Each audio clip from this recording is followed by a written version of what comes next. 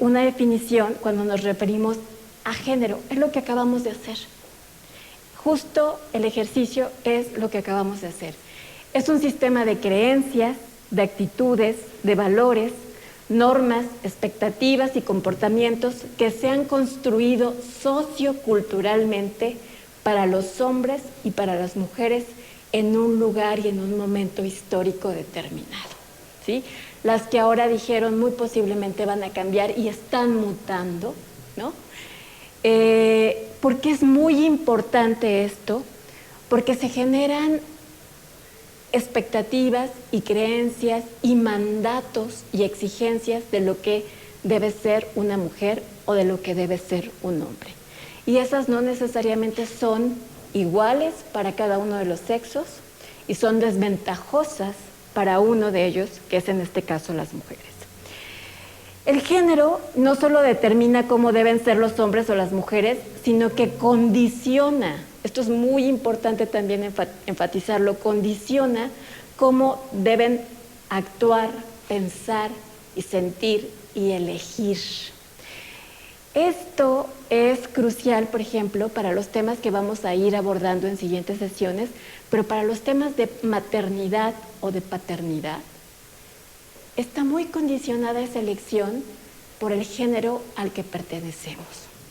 Porque, por ejemplo, a las mujeres desde muy pequeñas se nos ha educado, socializado, introyectado que la maternidad es parte de nuestra identidad femenina, ¿sí? Es muy difícil que una mujer, sin pasar por procesos de concientización, de crítica, de formación, de emancipación feminista, tenga un cuestionamiento sobre la maternidad.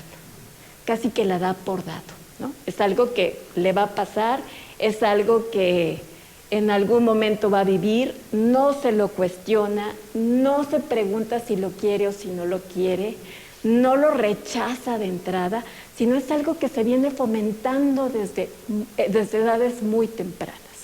Y desde edades muy tempranas también se va fomentando cierto tipo de formas de actuar, de pensar y de sentir de los hombres. Entonces, estas no necesariamente son elecciones libres, sino son formas de condicionamiento por los que actuamos con base a nuestro género. Seguramente ustedes en algunos momentos querrán doblarse, querrán llorar, querrán expresar algo a quien quieren decirle y parte de su identidad y de su constitución de género no necesariamente les es tan fácil, ¿no? Y el género también es clave para entender la base identitaria de las personas y cómo éstas se relacionan consigo mismas y con las demás, ¿sí?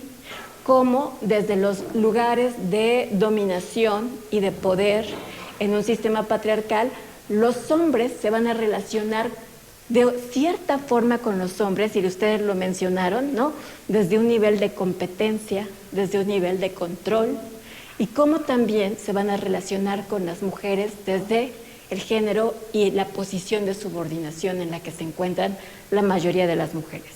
Y podemos decir, las cosas han cambiado, ya hay ciertos avances, y es verdad, pero cuando vemos a nivel macro las estadísticas, el poderío económico, político, religioso, social, institucional, partidista, etcétera, etcétera, sigue estando todavía en una mayoría masculina, ¿sí?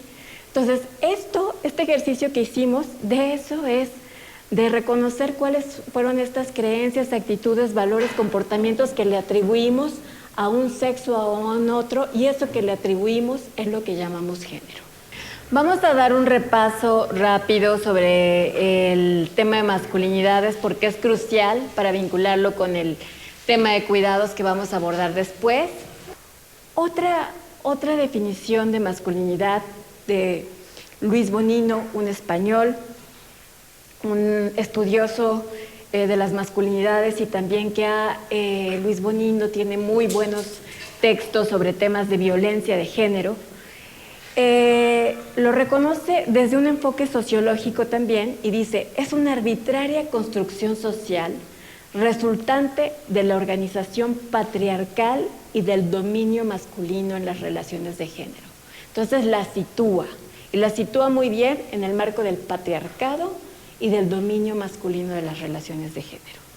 Y está compuesta por un conjunto de valores, de definiciones, creencias y significados sobre el ser, el deber ser y el no ser varón, pero sobre todo de su estatus en relación con las mujeres.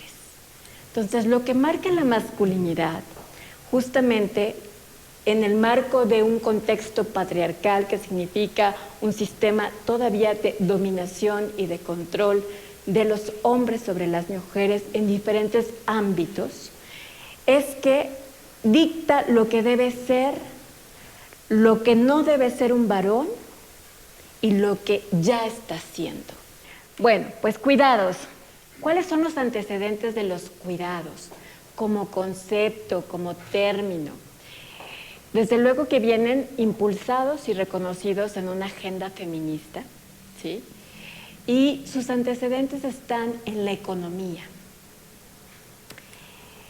Es justamente la economía feminista, que es una corriente heterodoxa de la economía, que visibiliza las dimensiones de género en la economía y estas implicaciones para la vida de las mujeres. O sea, la economía no es una ciencia neutra que tenga un impacto igual para hombres y para mujeres, tampoco tiene una contribución igual de hombres y mujeres, ¿no? Mucho se ha reconocido las contribuciones económicas de los hombres, los aportes, pero poco de las mujeres, y cómo tiene implicaciones diferentes para hombres y para mujeres. Otro es que como corriente económica heterodoxa, muy diferente a una corriente liberal y neoliberal de la economía, hace una crítica metodológica, pero también epistemológica a las corrientes económicas que están marcadas por un sesgo androcéntrico y patriarcal, ¿sí? Abarca lo que reconoce la economía feminista, es mucho más amplio que lo que reconoce la economía liberal, porque la economía feminista abarca el conjunto de procesos que permiten generar los recursos necesarios para vivir y no solo los procesos que se producen en el mercado. Entonces, vimos hace ratito el concepto de división sexual del trabajo. Vimos que había trabajo productivo y trabajo reproductivo, ¿sí? Entonces, la economía feminista justamente retoma esos procesos del trabajo reproductivo que se dan en los hogares, en las familias, en los ámbitos privados, los reconoce como trabajo y reconoce que generan recursos necesarios para vivir, que todos esos procesos que no reconoce el mercado, porque el mercado solo reconoce el ámbito productivo, el ámbito del mercado laboral, la economía feminista sí lo reconoce, ¿sí? Entonces, son autoras, fundamentalmente mujeres, fundamentalmente XIX, siglo XX, cuando empiezan a hacer estas contribuciones a la economía. Y como marco reconoce entonces dos tipos de trabajo. El trabajo en el mercado, que se realiza por una remuneración en el ámbito público, y reconoce este trabajo, el trabajo doméstico y de cuidados. Y hay una distinción, el trabajo doméstico y el trabajo de cuidados. Como un trabajo que no es remunerado, que se realiza fundamentalmente por mujeres dentro de los hogares de manera gratuita y que cumple una función esencial en las economías capitalistas. Y ya lo habíamos dicho anteriormente. ¿Qué función cumple el que no se remunere y el que pueda sostener la vida? El que haya una reproducción de la fuerza de trabajo, o sea, el que haya una reproducción de las personas trabajadoras. Esta es una crítica que hacen y dicen, las personas trabajadoras pueden salir a trabajar, pueden llegar a ser trabajadoras, porque hay todo un trabajo en el ámbito de los hogares que se hace para que ellos puedan serlo, para que puedan ser trabajadores, para que puedan ser trabajadoras y que para que puedan salir a trabajar, ¿sí? Entonces, están subvencionando al capital porque ese capital no paga este trabajo. Cuando nosotros recibimos un salario, no hay una proporción que se le destine a la persona que se quedó en el hogar y que, ¿no? y que hizo la comida, y que fue al súper, y que recogió a los niños, y que resolvió todas las cosas que alguien por estar fuera del hogar y por estar trabajando en el mercado no podía hacer. Sin embargo, esas otras actividades que son un trabajo no se están pagando y el capital tampoco está dando una remuneración para decir, a ver, ¿cuántos son en tu familia? ¿Quiénes se quedan? ¿Quiénes están haciendo esta chamba? Y esta es la proporción para ellos. Porque ellos permiten que tú puedas venir a trabajar a mi empresa, a mi fábrica, a mi negocio, a mi institución pública, etcétera, etcétera. Un concepto que es como para entrarle sencillo a entender a los cuidados.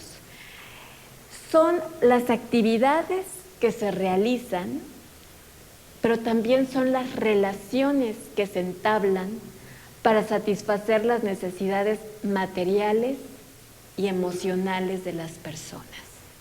Entonces, acá, si ustedes se fijan, también dijeron varias actividades, ¿no?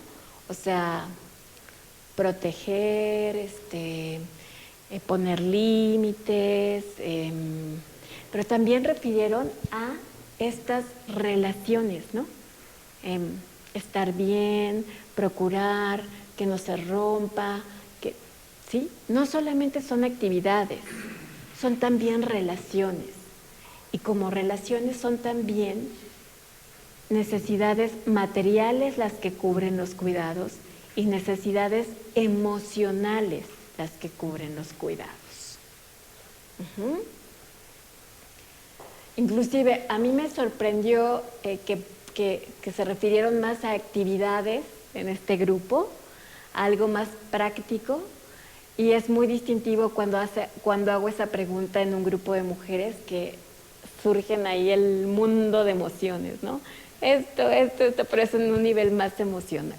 Otro concepto que también integra lo que son los cuidados. Son un trabajo que se realiza día tras día, los 365 días del año. O sea, no hay día en que no hagamos algo de cuidado o que no hagan otras personas algo de cuidado hacia nosotros. Es un trabajo que se realiza día tras día, los 365 días del año, en el hogar y fuera del hogar. ¿Sí? Fuera del hogar. Refiere a todas esas acciones y emociones que damos y o que nos son brindadas. Para mantener y ayudar a las personas en sus necesidades básicas, pero también en su bienestar personal. Y los cuidados permiten la sostenibilidad de la vida, que es uno de los núcleos teóricos de la economía feminista. O sea, los cuidados y los trabajos domésticos permiten la sostenibilidad de la vida, algo que no reconoce la economía ortodoxa. Entonces, no solamente los cuidados los tenemos en el hogar, de nuestros seres queridos, los tenemos en una dimensión pública, ¿sí? Y también en estos espacios como los hospitales, como las escuelas que narraron, se dan estas relaciones, se dan estas emociones. No estamos exentos de que fuera del hogar tampoco se den estas relaciones y estas emociones. Este término es también muy presente en la bibliografía del cuidado, la economía del cuidado, ¿no? Y se refiere fundamentalmente a todas las actividades y prácticas necesarias para la supervivencia cotidiana de las personas, que se realizan principalmente por las mujeres al interior del hogar y también que se brindan al exterior del hogar por el mercado y por el Estado. Es decir, engloba todas estas actividades que se dan en las familias, en el Estado y en el mercado y que brindan cuidados, ¿sí? Esa es la economía del cuidado.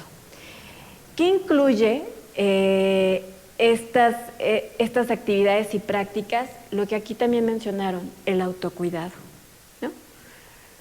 Incluye también el cuidado directo de otras personas que ustedes dijeron, bueno, es cuidar y también ser cuidadas. El cuidado indirecto, que son las precondiciones en las que se realiza el cuidado. O sea, para yo cuidar a una persona enferma, tendré que haber lavado su ropa, aseado su cuarto, tendido su cama, haberle preparado el desayuno.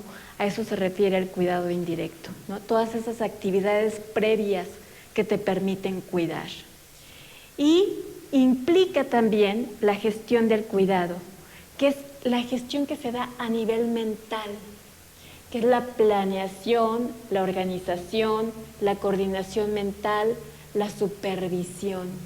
Y los estudios de tiempo en los cuidados dan cuenta de ello. O sea, yo ahorita estoy dando un taller, pero ¿qué tal si me acuerdo? Híjole, no pagué la cafetera. Ay, tengo que ir a comprar las medicinas de mi mamá saliendo. No dejé la comida lista, ¿no? Ustedes posiblemente también están. Y una mujer tiene una mucho mayor gestión del cuidado porque son todavía quienes realizan más estas actividades. Esa gestión mental del cuidado no solamente es como un halago porque es muy planificadora y está en todo, ¿no? No, en realidad representa una carga mental. Hay estudios donde se reconocen los impactos de la carga mental de las mujeres en su salud por estar con todos estos pendientes que le corresponden a ella. ¿Qué más hay que saber de los cuidados? Que tiene diferentes dimensiones y ámbitos, ¿no? Tiene una dimensión material, que son acciones concretas y que representan un trabajo que implica valor, tiempo y energía. Acciones concretas: lavar, planchar, recoger, barrer, cobijar, en fin, acciones concretas. Y tiene una dimensión subjetiva, que es relacional, que es afectiva y que está vinculada en la bibliografía con la ética. Por ello hay también una corriente de la ética del cuidado, ¿sí? Esta dimensión subjetiva en los cuidados, que implica que los cuidados tienen un vínculo emotivo entre quien lo brinda y quien lo recibe, ¿sí? Es muy difícil que no sientas algo, que alguien te da un cuidado de protección, de procura, de un gesto de cariño, de un gesto que te hace bien, ¿no? Es muy difícil que no llegues a tener un vínculo emotivo por ello. Esta dimensión relacional también lo que reconoce es que nos movemos en relaciones de interdependencia, que los seres humanos tenemos una característica intrínseca de interdependencia y de vulnerabilidad en las relaciones. Y esto es algo que la economía liberal no reconoce, ¿no? Los afectos, la interdependencia, las vulnerabilidades están fuera de la bibliografía de la economía ortodoxa. Y dentro de esta dimensión subjetiva reconoce que implica una gestión mental para prever toda esta organización del cuidado, ¿sí? Del cuidado de casa, del cuidado de mí, del cuidado de mi pareja, del cuidado de otras personas que quiero. Entonces está también una gestión mental dentro de la dimensión subjetiva. El cuidado tiene una dimensión política, y esto es muy importante reconocerla, porque revela que en las relaciones de cuidado hay relaciones de poder, hay relaciones de explotación, de maltrato, y hay desigualdades en los cuidados. No todas las personas reciben los cuidados de la misma manera, o no todas las personas pueden acceder a los cuidados en estos espacios públicos que ustedes mencionaron, ¿no? Y hay desigualdades que pasan por la clase, que pasan por los ingresos, que pasan por la región donde yo vivo, ¿sí? Pero no todos podemos fácilmente acceder a un hospital público. si es que no somos derechohabientes, ¿no? Tiene una dimensión moral porque está vinculada con el deber, con las normas sociales y mandatos de género. Cuando ustedes les pedí que describieran las características de una mujer, varios de ustedes mencionaron que esperan que sean cuidadoras, ¿no? A las mujeres está un mandato de género del cuidado como parte de la constitución identitaria de su feminidad. Así como la constitución identitaria de la masculinidad es proveer, a las mujeres está esta constitución identitaria de cuidar, ¿sí? Y así también hemos crecido, hemos sido educadas, socializadas y lo hemos introyectado. Tanto que si no cuidamos, sentimos que estamos en una deuda, ¿no? Que lo tenemos que hacer. Por ello, tantas abuelas cuidadoras, por ello, tantas mujeres cuidadoras, ¿no? Que son en una proporción que ahorita vamos a ver en datos y en horas muy contrastante con la de los hombres. Y finalmente el cuidado tiene una dimensión jurídica que ya se ha reconocido como el derecho al cuidado, es un reconocimiento como derecho humano que se le reconoce su universalidad, es decir, que lo deben de tener y debe ser accesible y garantizado para todas las personas, para quienes cuidan, para quienes son cuidados y para también ejercer un autocuidado de nosotras o nosotros mismos.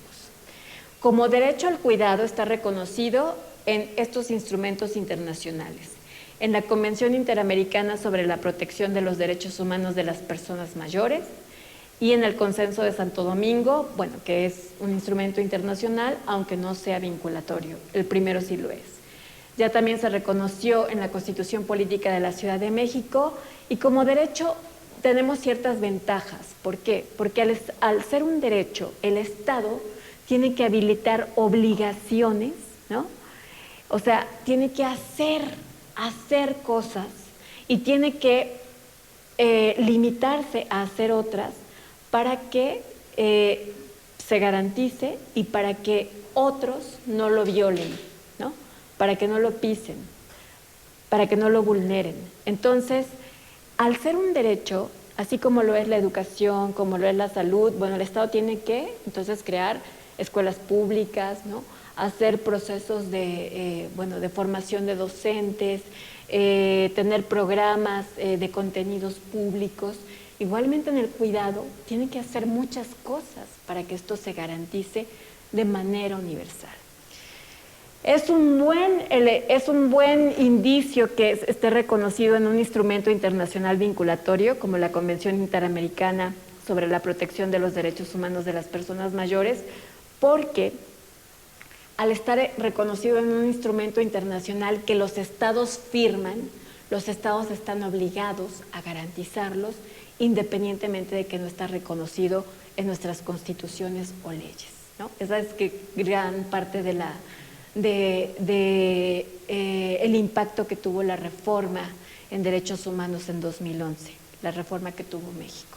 No importa que no estén en la Constitución, no importa que no estén en leyes federales o estatales, si está en un instrumento internacional que el Estado mexicano firmó, el Estado mexicano tiene que hacer todo lo posible en todos los niveles de gobierno, en todos los poderes, en el nivel de gobierno que están ustedes, que es el nivel de gobierno local, para garantizar el derecho al cuidado.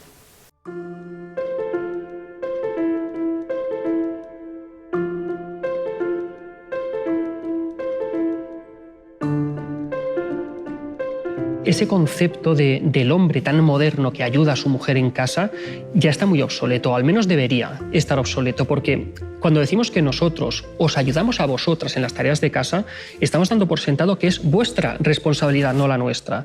Entonces, qué buen padre soy, qué buena pareja soy, que me enrollo tanto que te echo un cable con los críos. No, perdona, es que es mi responsabilidad. Por lo tanto, yo no puedo ayudarte a ti en algo que también es mi responsabilidad. Yo ahí, y el concepto técnico es, me corresponsabilizo de aquello que es mi responsabilidad. Entonces, voy al supermercado con mis hijos porque yo voy a comer también esa comida y porque ellos son mis hijos. Si yo cocino es porque me voy a comer también esa comida y porque no quiero que mis hijos pasen hambre ni quiero que tú pases hambre. Es decir, me responsabilizo de las tareas que son mías, ¿no? Pero eso es algo que hasta hace muy poco no se veía, ¿no? Y se veía como el rol del hombre enrollado, ¿no? Que echa un cable a la mujer. Oye, te quejarás, ¿no? Del marido que tienes que te ayuda a hacer las camas. ¿Cómo que te ayuda a hacer las camas? Es su responsabilidad el hacer las camas.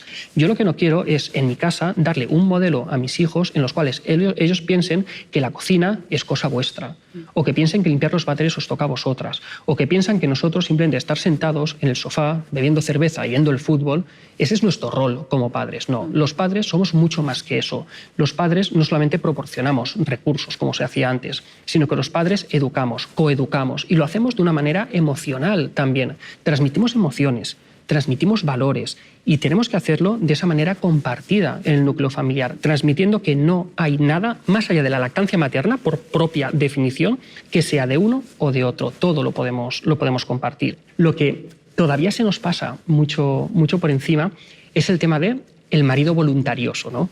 Eso yo lo veo mucho en la consulta, que llega la pareja y ya se queja es que claro, es que tú no haces nada en casa, es que no sé qué. Y dice, hombre, pero es que si tú me dices haz esto y yo voy y lo hago. Y él, el pobre, no se entera de lo que está pasando. Pues si tú me dices que ponga la lavadora, yo la pongo. O si tú me dices que prepare la cena, yo la pongo. Y es verdad, es decir, él es muy voluntarioso y su mujer va y le dice algo y él lo hace. Pero ahí lo que él no está entendiendo es un concepto que también es muy importante y es el de la carga mental. Esto lo hablas con la mayor parte de parejas y preguntas, ¿quién lleva en la cabeza el calendario de las visitas al pediatra? Y lo lleva ella. ¿Quién sabe cuántas veces este año os habéis reunido con el tutor o con la tutora del neno o de la nena? Y lo lleva en la cabeza ella. O quién sabe el tema de las vacunas, o cuándo hay que lavar las cortinas, cuándo toca darle la vuelta al colchón, cuándo toca hacer el cambio de armario, o qué tenemos que comprar esta semana, o hoy toca cenar hidratos, o es que esta mañana ya han comido muchos hidratos y... Eso es algo que lleváis vosotras de manera casi exclusiva. Eso es lo que se llama carga mental. Y esa carga mental pesa. Porque no tenéis que llevar en la cabeza solamente vuestros asuntos personales, asuntos de trabajo, sino toda esa coordinación y gestión doméstica, ¿no? Entonces, cuando tú llevas todo eso en la cabeza y de repente llega tan voluntariosamente tu marido y dice, ¿qué es lo que hago? ¿Que no tienes ojos? O sea, que está el cesto de la ropa sucia desbordado, pon la lavadora. Que ya acabó la lavadora, recógela, tiéndela, que ya está tendida, dobla la ropa. Que la ropa ya está, ponte a preparar la cena si tienes hambre, que no sabes que vamos a cenar, que no sabes que toca bañar a los niños, que no sabes que a las 8 toca darle el antibiótico. Es necesaria una participación más activa, no delegar en vosotras toda esa coordinación, toda esa gestión doméstica, porque eso os resta un espacio mental que es tremendo. Eso al final hace que vosotras acabéis con la cabeza como un bombo.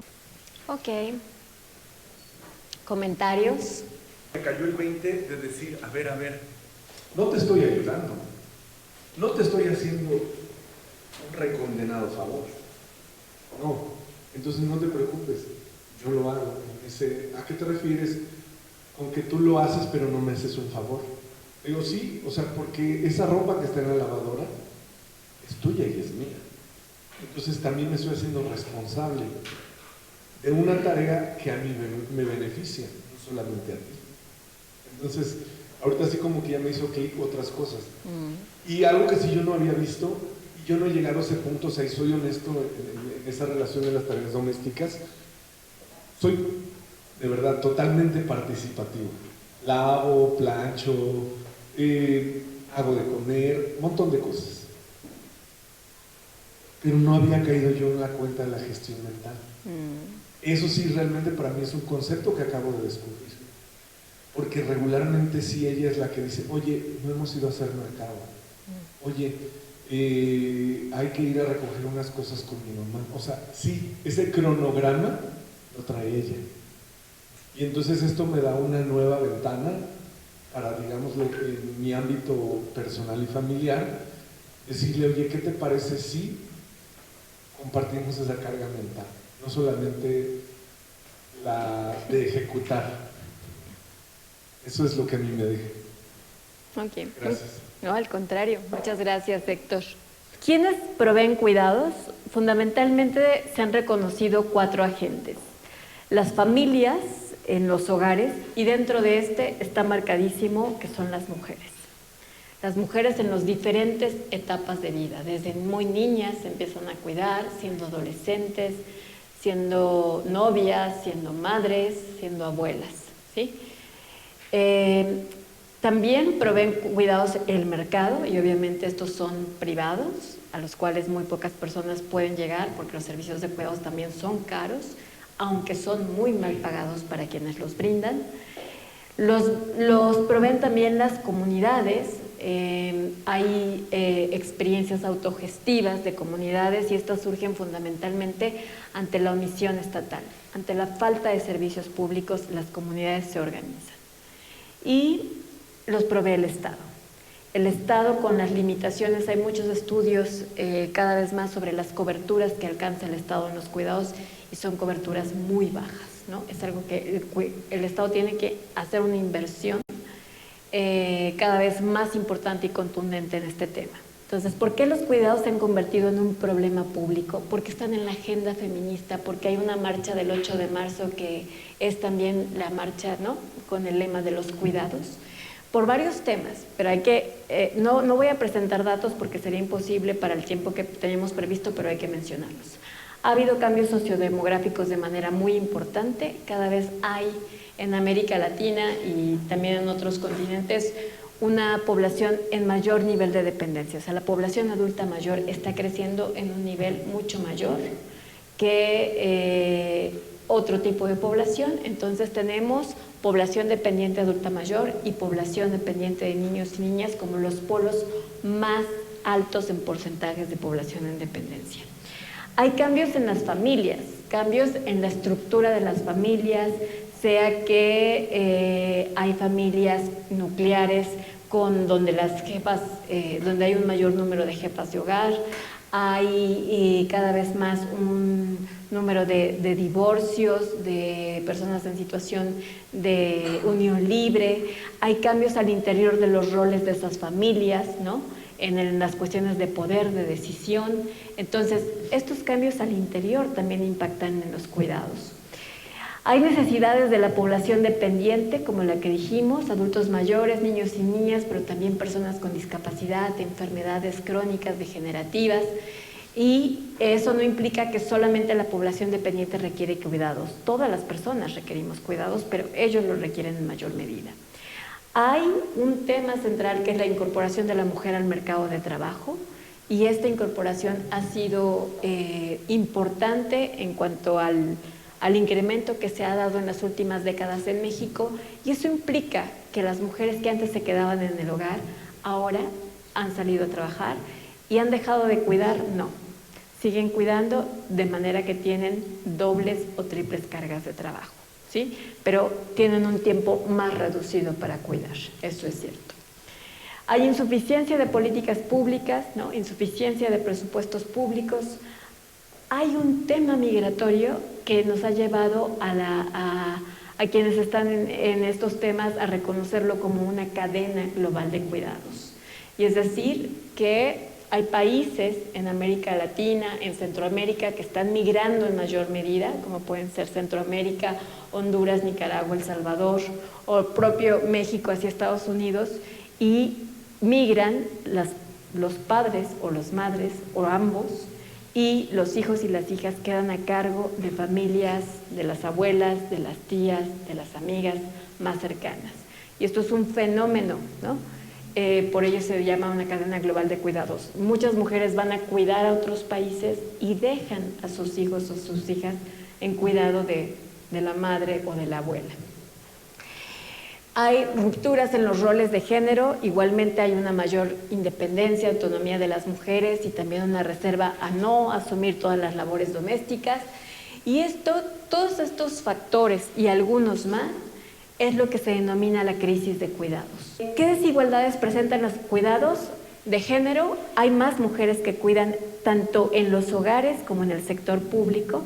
De los sectores públicos que mencionaron, escuelas, hospitales, centros comunitarios, todos estos sectores hay una mayor predominancia de mujeres en esos cargos.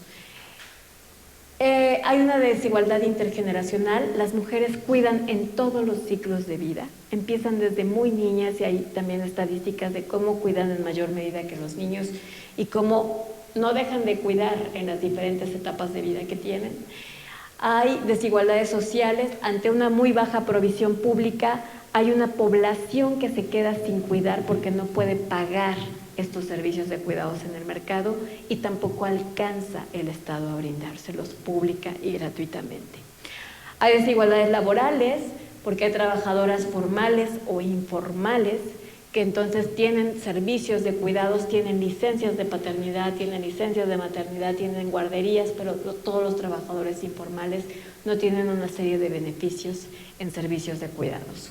Y también hay desigualdades en los ingresos, porque las mujeres que cuidan y que están sosteniendo a esta persona que lo requiere, no tienen un ingreso propio, no tienen una fuente de autonomía, no generan un aguinaldo, no van alimentando una pensión.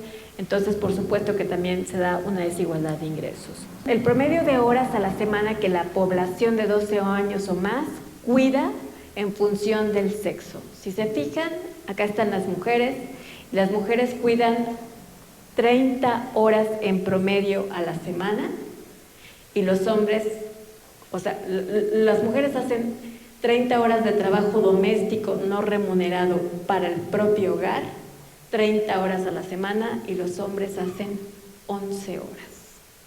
Es decir, los hombres hacen una tercera parte del trabajo de cuidados en su propio hogar.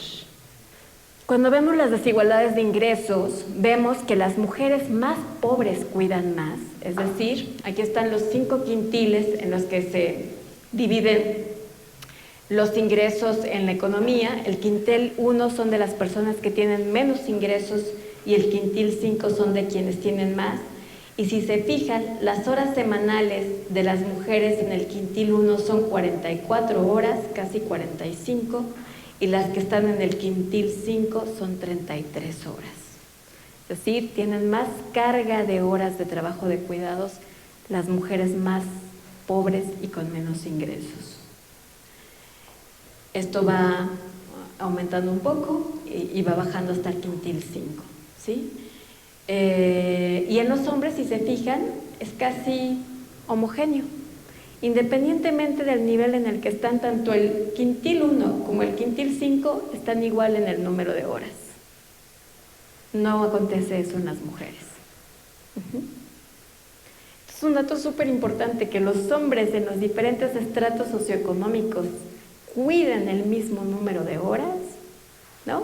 Hagan trabajo doméstico el mismo número de horas, habla de una masculinidad muy homogénea que no se ve marcada por la clase en este tema o por los ingresos. Diría que los impactos de los cuidados, de las desigualdades en los cuidados en las mujeres tienen impactos en su escolaridad, o sea, cuando se dedican a las cargas de cuidados empiezan a tener deserciones escolares, tienen impactos en su trayectoria laboral, la interrumpen mucho más, ¿no? O no regresan en grandes estadios de tiempo, tienen impactos en su salud física y mental, en su autonomía económica, al no recibir ingresos por el trabajo que realizan, están en mayores condiciones de pobreza, tienen impactos en su tiempo libre y en su sueño, tienen menos tiempo libre, lo han documentado muchos estudios, pero también tienen una pobreza de tiempo, ¿no? Y tienen una pobreza de sueño. Las mujeres duermen menos y las mujeres tienen menos tiempo libre. Tienen participación, tienen impactos en su participación en otros ámbitos de su vida, por ejemplo, en actividades recreativas, culturales, políticas, ¿no? Tienen menos tiempo para ello. Entonces los hombres tienen más participación en todos estos ámbitos. Tiene un impacto en el ciclo de violencia. O sea, si una mujer no tiene autonomía económica, es mucho más fácil que entre en ciclos de violencia. Y mucho más difícil que pueda salir de esos ciclos al no tener ingresos propios, ¿sí? ¿Qué buscamos cuando estamos queriendo trabajar con los cuidados, que se reconozcan, que se reduzca la cantidad de cuidados que realizan las mujeres, que se remuneren, que se representen, es decir, que las cuidadoras, particularmente las de tiempo completo, participen en diversas áreas de otros ámbitos de su vida y que se redistribuya. Que aquí tenga un papel fundamental el Estado para asumir la obligación y la responsabilidad que tiene en estos temas. Los hombres y los cuidados. Aquí vamos a hablar, ya vimos que los hombres tienen una menor participación en los cuidados, en horas, en cargas, pero vamos a hablar a un nivel más cualitativo, más a detalle. ¿Cuáles son otras desigualdades que están presentando los hombres en los cuidados y por qué tiene un sentido este tipo de taller? O sea, también qué vinculación tienen los hombres con los cuidados y que queremos también fomentar a través de este tipo de procesos formativos. En principio, reconocemos, y así también lo ha datado algunos autores, que hay privilegios masculinos que se preservan en los cuidados. Y está muy vinculado al comentario que nos hacía nuestro compañero Eri, en el que nos decía, bueno, sí, aquí puede haber un grupo un poco más progresista, más vinculado con estos temas, pero de todos modos nosotros tenemos, ahora sí que nuestra colita que nos pisen, ¿no?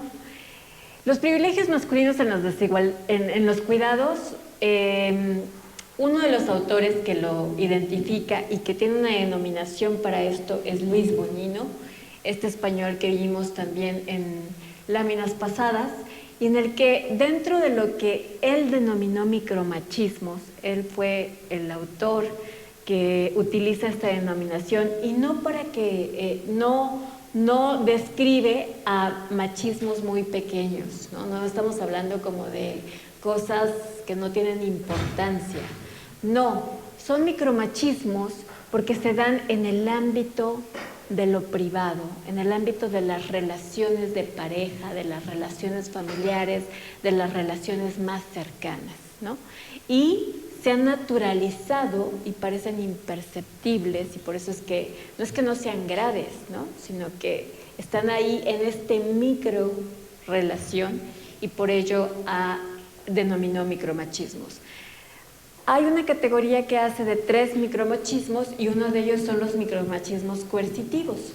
Y a ellos se refiere como las desigualdades en los cuidados dentro del hogar, en los cuales los varones suelen apelar al rol tradicional en el que es la mujer a quien se le debe atribuir una capacidad femenina de cuidado y maternalización, impidiendo así la autonomía y desarrollo personal de las mujeres. O sea, es aquellos hombres que le adjudican que tú, porque es que, ¿no? Tú que eres tan materna, tan cercana, tan tierna, tan sensible, eres más apta para cuidar, para proteger, para proveer, está en tu naturaleza. Lo llegan a explicar desde la esencialización, ¿no? O como si fuese algo de la naturaleza femenina y de la biología femenina, cuestión que no es así.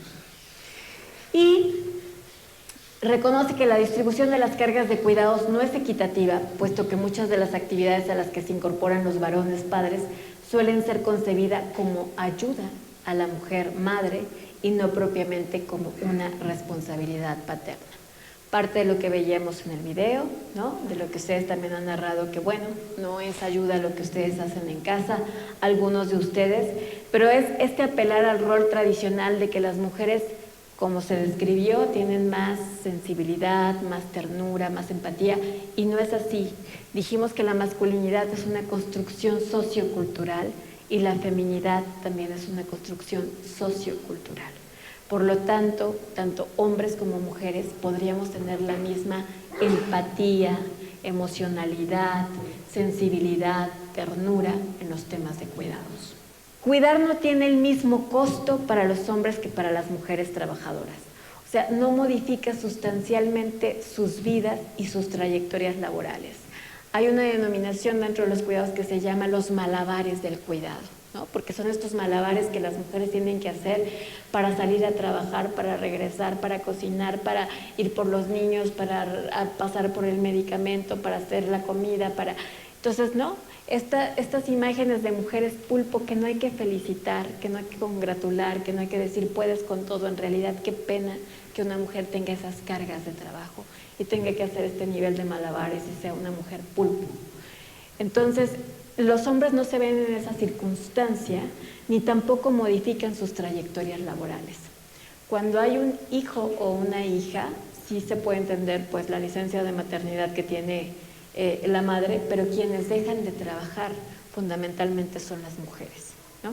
Quienes hacen un espacio de 1 año, 2 años, 3 años para regresar al mercado de trabajo son ellas y no ellos, ¿no? ¿Qué otro privilegio? Es que se mantienen los privilegios masculinos en el hogar. Mujeres reconocen que su pareja disfruta de una situación de ventaja en su propio hogar y no tienden a responsabilizarse de lo doméstico. Parte de lo que veíamos en el video, ¿no? Parte también de lo que nos reflejan las estadísticas, ¿no? Menos tiempo, menos horas, menos dedicación que ellas. Y no tienden a verlo como una responsabilidad, ¿no? Sino como se decía, una ayuda, ¿no? Te ayudo, soy buena onda, estoy de buenas, ¿no? ¿Qué otros privilegios? Los padres implican más en las tareas amables y con una menor carga emocional, y no solamente una menor carga emocional, una menor pesadez. O sea, los padres implican mayoritariamente en actividades puntuales, menos críticas, como acompañamiento, lo acompañan a la clase de la tarde, a la clase de natación, al parque, al médico, relacionadas con el juego, con los deportes, principalmente los fines de semana, versus las actividades de cuidados que requieren una implicación constante, diaria y con renuncias personales. Y esto está documentado en las encuestas de uso del tiempo, en donde dedican más los hombres y las mujeres, y también en otros instrumentos cualitativos. Y aquí yo sumaría que también se participan en actividades más fáciles, ¿no? O en actividades que ya representan el último eslabón de una cadena. O sea, es decir, si dan de cenar, ¿no?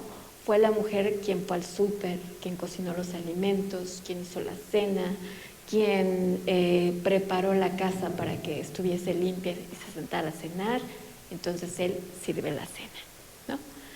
Sí, dice, bueno, yo visto a los niños o a las niñas antes de ir a la escuela, sí, pero quien lavó el uniforme, quien lo planchó, quien previó que se tuviera listo, quien organizó que hoy le toca el de deportes y no el normal, ¿no? Esta carga mental son ellas y no ellos. Entonces, hay privilegios porque qué cómodo, pues vincularse en actividades también más fáciles, ¿no? Más de juego. No estoy diciendo que eso sea, ¿no? O sea, algo que en todos los casos acontece, pero es una mayoría y es una tendencia. Connell llama a estos privilegios dividendos del patriarcado. Es decir, aun cuando los hombres hayan comenzado a cuestionarse sus prácticas de masculinidades aprendidas, se niegan a desaprender de las conductas tradicionalistas que les mantienen con su posición de privilegio al interior del hogar y en otros espacios. Son estos dividendos que todavía no sueltan, ¿no? Lo que nos mencionaba Eri. O sea, en algunas cosas sí, pero hay otros que están bien arraigados y que todavía seguimos reproduciendo.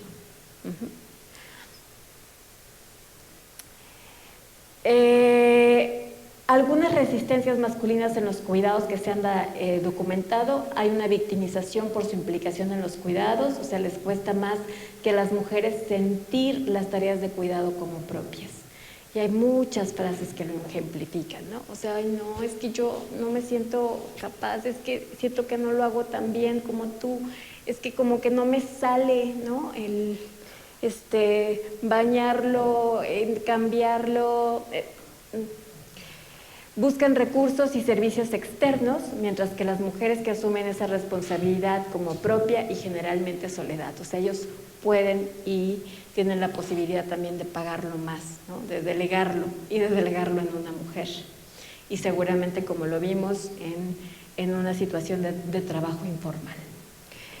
Hay un sesgo de género en los trabajos externos de cuidado. Hay un porcentaje alto que contrataría de forma permanente a una mujer como cuidadora externa, frente a un muy bajo porcentaje que contrataría a un hombre, ¿no? Entonces todavía también hay esta percepción de que no, si es una enfermera, si es una cuidadora, pues que sea mujer, porque está como que todavía muy introyectado que es mejor, que es más apta, que ese es su rol, que lo va a hacer bien. ¿Cuáles son las implicaciones positivas de la corresponsabilidad de los hombres en los cuidados? Bueno, aquí hay un reconocimiento importante y que fue mencionado por ustedes. O sea, mencionaron que las características de un hombre era proveer, y también mencionaron, cuando se les preguntó qué es cuidar, dijeron proteger, proveer. Y efectivamente, proveer económicamente es una forma de cuidar. O sea, no habría que desentenderlo, ¿no? No está peleado, sin embargo, no es lo único que podemos reconocer como cuidado, ¿sí? El que un hombre sea responsable económicamente de sus hijos, de sus hijas, es una forma de cuidarles, ¿no? Esto también lo reconoce Figueroa. Él va a estar como su tallerista en la última sesión, y argumenta que cuando los padres cuidan, se centran en proveer, en proteger, en educar, en impartir autoridad, reflexionando que son responsabilidades socialmente asignadas a la paternidad y a las atribuciones convencionalmente asignadas a su género. Es decir, este tipo de verbos y de actividades, vean la vinculación que tienen con las características de la masculinidad. Por acá lo mencionaban, ¿no? Es que corregimos, castigamos, ¿no? Y se entiende también como una forma de cuidar, aunque no sea necesariamente, pero es impartir autoridad, ¿no? Es algo muy vinculado a la masculinidad y a una masculinidad hegemónica. Implicaciones positivas. Bueno, Barker y Berani hacen un estudio muy interesante que les recomiendo en varios países de América Latina, y hablan de estos impactos positivos de la participación de los padres en el cuidado. ¿Qué evidencian? Que los padres, o sea, es muy importante transmitir este mensaje positivo si ustedes quieren estar en estos temas y difundirlos con la ciudadanía. Se obtiene un mayor compromiso, responsabilidades, afecto, presencia, calidad de la relación o el involucramiento activo para promover competencias sociales, desempeño escolar, entre otras. O sea, los padres tienen un beneficio personal, un bienestar para sí cuando se involucran en los cuidados. Y eso lo reconocen hasta que lo viven muchas veces. Piensan que en el cuidar está como quien va a salir beneficiado es la persona que se le está cuidando. Y cuando se involucran en esta relación cercana, de cuidado activo, de presencia nutricia, de acercamiento emocional, reconocen que el bienestar también es para sí mismos, ¿sí? Hay un bien para ese padre en esa relación afectiva y cercana que hay que promover, que hay que matizar, porque no solamente termina siendo beneficiada la pareja, el hijo, la hija, la madre, la abuela, ellos mismos también. Hay un término que está muy vinculado con el de corresponsabilidad masculina, que es masculinidades cuidadoras. Este término se inspira en el concepto de cuidador universal de Nancy Fraser, en el que se propone que la igualdad se consigue cuando los hombres dedican las mismas o más horas de cuidados que las mujeres. Este término de masculinidades cuidadoras pone en valor el trabajo de los cuidados y trata de fomentar que los hombres se impliquen en ello para llegar a una igualdad de género. Lo interesante para mí de este término y lo político de este término es que es una antítesis a la masculinidad hegemónica. O sea, porque el trabajo de cuidados requiere que los hombres adopten valores y características de cuidado que son contrarias a estas características de masculinidad con las que abordamos e iniciamos las sesiones. Son contrarias el cuidado en el sentido de proteger, de procurar, de proveer, de acariciar, de ser cariñoso, a estas características de poder, de dominación, de competencia, de agresividad, ¿no? Son antagónicas, y por ello es que es una antítesis a esa masculinidad hegemónica. Involucra también valores derivados de la ética feminista del cuidado, es decir, la ética del cuidado reconoce la atención, la interdependencia, la corresponsabilidad, el apoyo, la empatía, el rechazo a la violencia y a la dominación masculina, y todas estas son características que concilian muy bien con los cuidados, ¿sí? Entonces recoge estos valores de la ética feminista una masculinidad cuidadora.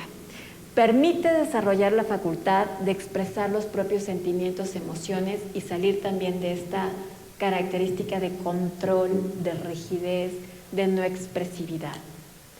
Posibilita que los hombres puedan verse como cuidadores, ¿no? Eso es algo muy importante, algo que veíamos con Bonino de que, ay, no me siento apto, no, como que no me sale, no me toca. No, sí. Cuando ya están en la marcha ven que les sale muy bien y que pueden hacerlo muy bien y que pueden ser muy buenos cuidadores. Abarca otros ámbitos esta masculinidad cuidadora, y no solo el ámbito familiar, porque llevaría a que los hombres se involucraran en relaciones de cuidados con las amistades, con la comunidad, con el medio ambiente, con el autocuidado, con la salud, con el desarrollo personal, o sea, no solamente con la familia. Los hombres y la sociedad en general deben de aprender que el cuidado es imprescindible para el sostenimiento de la vida, y este es un enfoque que lo favorece. Y finalmente tendría que estar presente esta propuesta de masculinidades cuidadoras en la educación, en la socialización, en las políticas, para visibilizar nuevos modelos de masculinidad que fomenten eso, la corresponsabilidad, la participación masculina, la participación igualitaria y desde luego también los cuidados hacia uno mismo. Me llamó la atención en este grupo que mencionaran como el autocuidado. Es algo que es casi negado en los hombres, ¿no? Que es casi imperceptible. ¿Por qué? Porque la masculinidad y estos valores dañinos de masculinidad lo que promueven es esas conductas de riesgo, ¿no? De valentía, de prepotencia, en el que están pues negadas muchas visiones de autocuidado, de que si hago esto me estoy seguramente haciendo un daño, ¿no? O corro un gran riesgo de hacerme un daño. Cierro con esta idea, particularmente de las masculinidades cuidadoras. O sea, tiene una dimensión personal, y lo decía Sinué, nos va a hacer mejores personas que nos involucremos en los cuidados, que tengamos relaciones de cercanía, que lo fomentemos con la pareja. Cierto, o sea, proporciona un mayor grado de satisfacción y de felicidad personal, pero no puede quedarse en el nivel personal. O sea, tiene un nivel político el involucramiento en los cuidados. Tiene una dimensión política, en principio, porque es una posición crítica de los hombres sobre su papel en los cuidados y sobre su masculinidad.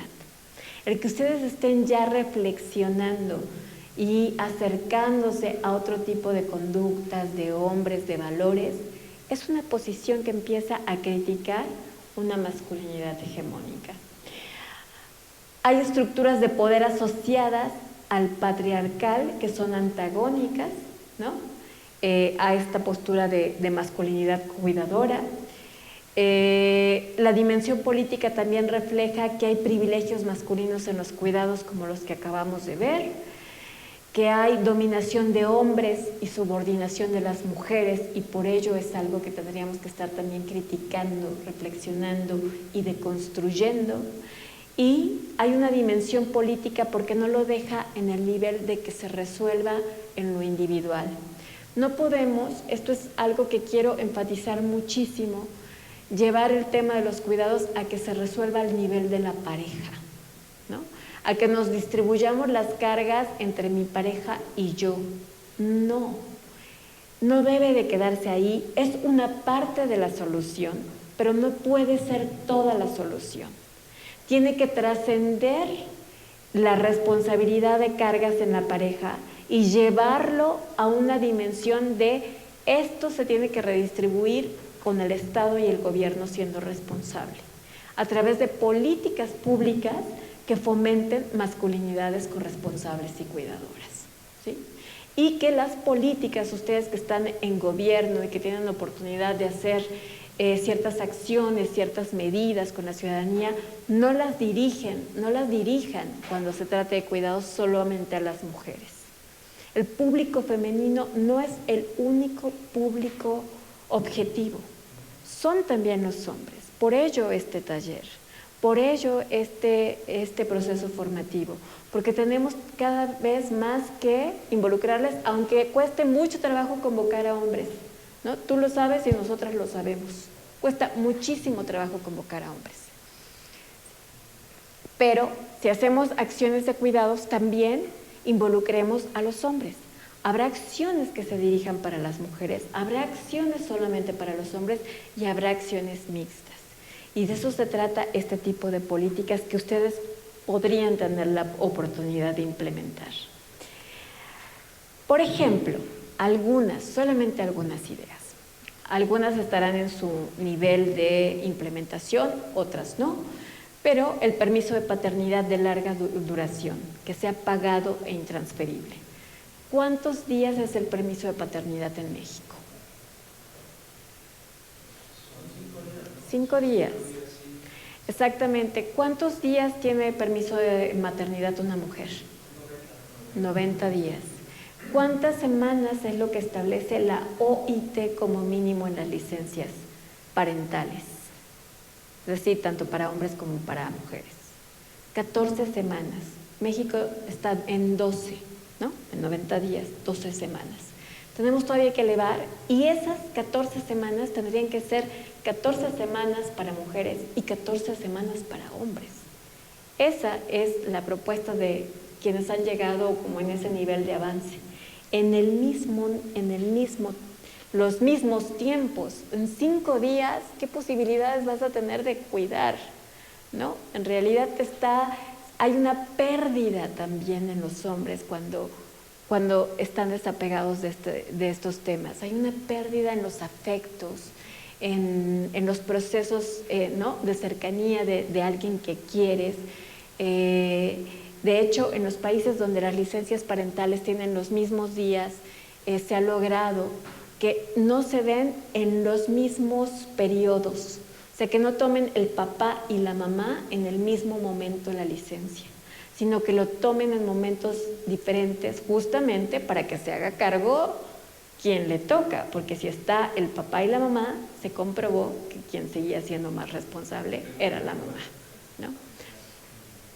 No, bueno, y además hay estudios que también pueden hacer la relación que los padres que pedían licencia lo hacían en momentos de periodos de campeonato de fútbol o de deportes o de algo que querían estar en casa para estar viendo, ¿no? O sea, adecuándolo a estos intereses personales. Bueno, otro es facilitar que los hombres adopten roles de cuidado con políticas de conciliación.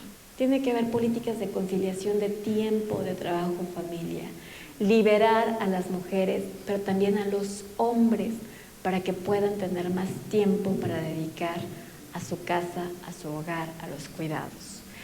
Incorporar a hombres que no representan la masculinidad hegemónica tradicional en puestos de dirección. Veamos también, hagamos estos ejercicios de tener líderes que no sean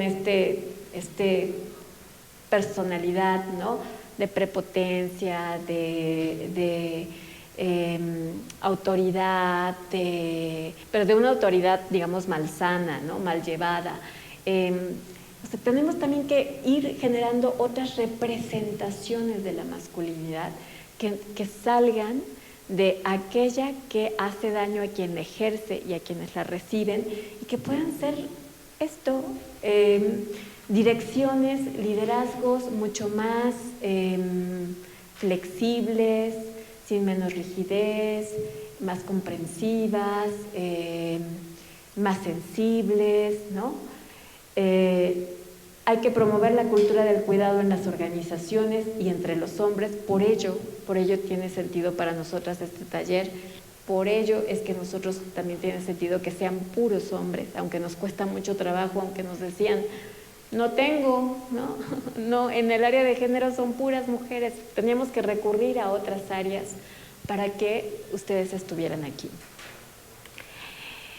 Bueno, algunas prácticas importantes de cuidados, ya dijimos las licencias, por ejemplo en Chile es de 24 semanas, en Uruguay hay un permiso parental compartido y completamente remunerado que permite a la madre o al padre trabajar mediodía hasta que el niño o niña cumpla 6 meses de edad.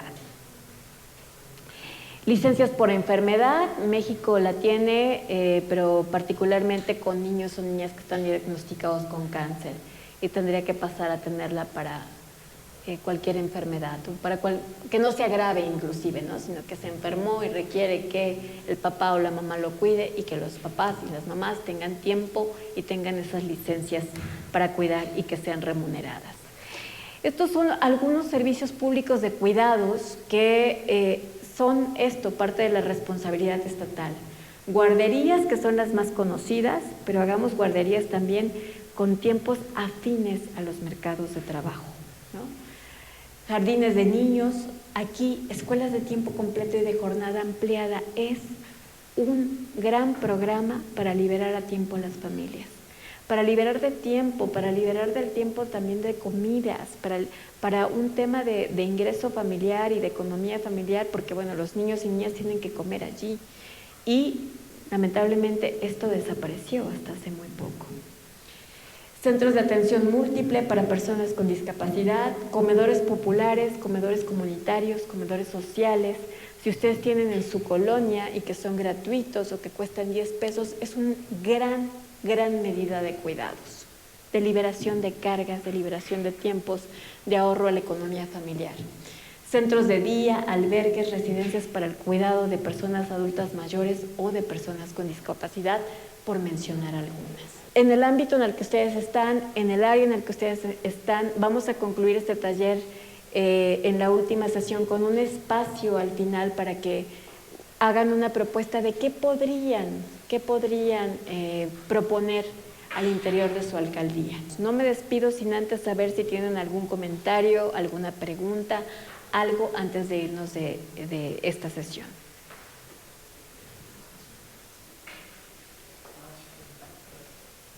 ¿Nada? ¿Todo claro? Muy bien, pues bueno, muchas gracias por haber estado aquí, por haber acompañado la sesión hasta el final. Les están entregando una evaluación sobre la sesión de hoy que les pedimos llenen, es algo muy rápido y les agradezco mucho su tiempo y su dedicación. Gracias.